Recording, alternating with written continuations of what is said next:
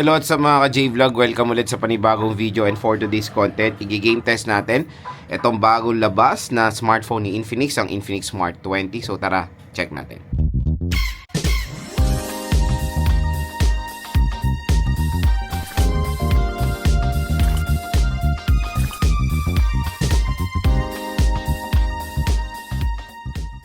Ito yung game test natin sa Infinix Smart 20. Meron tayong ML, Honor of Kings, at COD. So first na lalaroin natin is ML. Ito ang ating settings.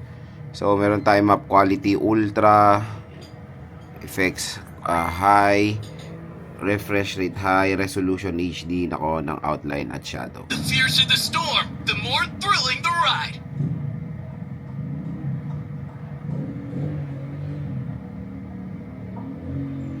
My motto? Just one more step. There's an even bigger adventure ahead.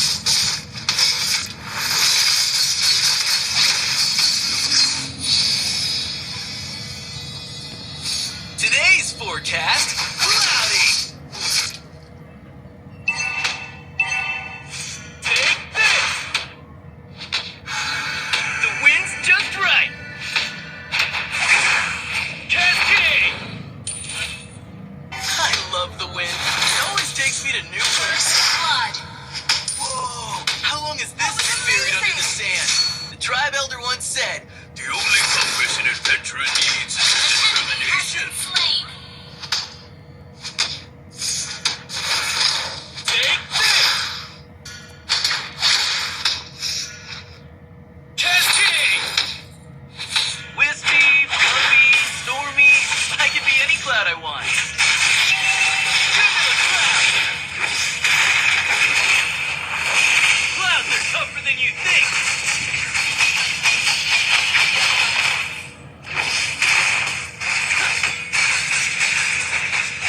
Ally has been slain. An enemy has been slain. An enemy has been slain. Double kill. So pagdating sa Mobile Legends, as you can see, sobrang playable yan dito sa Infinix Smart 20. Maning-manilang din yung high settings. Today's forecast, Wala tayong experience na sobrang malalang frame drops din habang naglalaro dito sa smartphone na to. Super duper playable siya, mga idol. Next naman is Honor of Kings. Ayan. So graphics natin high, resolution natin nasa ultra.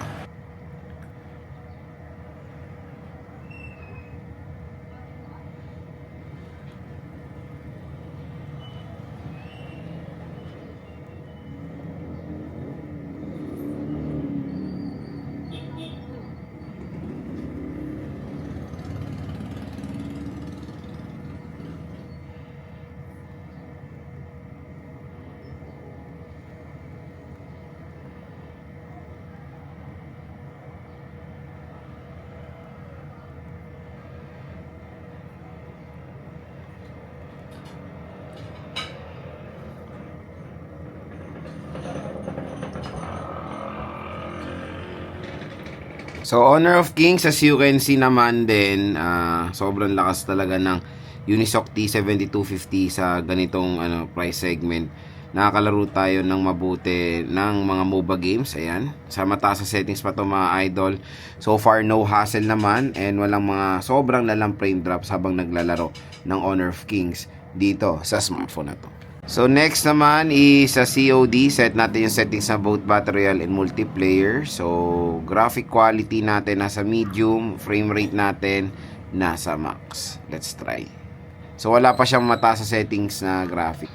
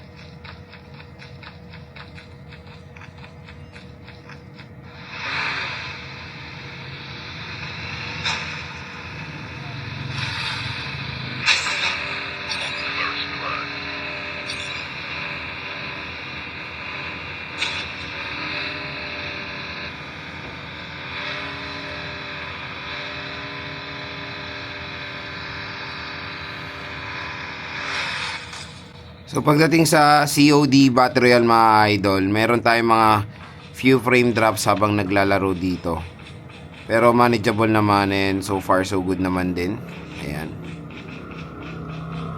And yun nga, pinakamataas lang na setting sa available is medium sa graphics. And yung frame rate niya available naman sa mataas. So far playable naman siya dito sa Infinix Smart 20.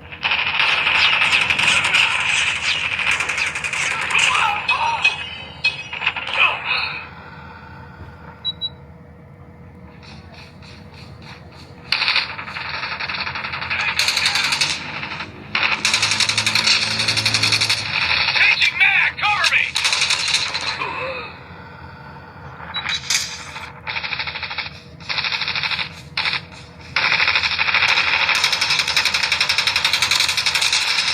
Changing mag! Reloading! Lost the lead.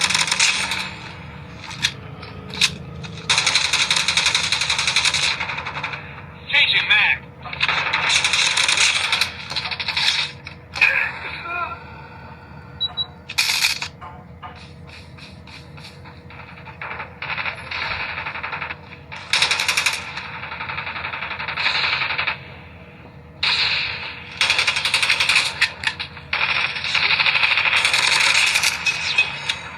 So pagdating sa COD multiplayer, ayan, playable naman siya. Mas smoother yung performance niya sa compare sa Battle Royale. Ayan, maganda naman din yung rotation. May mga slight frame drops pero manageable naman siya mga idol. At makakalaro rin naman kayo ng mabuti ng COD multiplayer dito sa smartphone na to. Then mga ka-J-Vlog, yung game test natin dito sa Infinix Smart 20. So far for its price, definitely okay rin naman siyang gamitin for a budget segment gaming. I will not recommend this sa mga, syempre, super duper hardcore gamers. Pero it can handle din naman or nakakalaro naman tayo dito kahit papaano. So ML, COD, Honor of Kings, kayang-kaya niya naman mga idol. And syempre, medyo hindi pa ganun ka-optimize talaga yung processor niya, especially for COD. Dahil mataas lang, ang pinakamataas na available is medium graphics. Pero doon lang naman sa settings natin, okay naman at nakakalaro naman tayo kahit papaano dito sa smartphone na to. Kaya nga, kung i-rate ko yung gaming performance niya for its price, definitely ang score ko dito nasa 8. Napaka-reasonable ng chipset niya for the price of 4,000 to 5,000 pesos. And again, I suggest go for the 120GB of internal storage. Mas plenty ang storage nyo dito. Mas marami kayo malalagay kumbaga. At syempre, the form factor and syempre yung form factor at yung screen size, all goods na all goods. Pag naglalaro kayo, very comfortable, magaan siya at hindi naman madulas sa kamay itong si Infinix Smart 20. Kaya kung interested kayo dito sa smartphone na to, nandito yung link niyan sa ating video. Tap mo yung video, view products, mura at bagsak presyo lang dyan ng Infinix Smart 20. At syempre, malakas din ang speakers niya at ang kunat ng battery niya, pwedeng gamitin pang laro.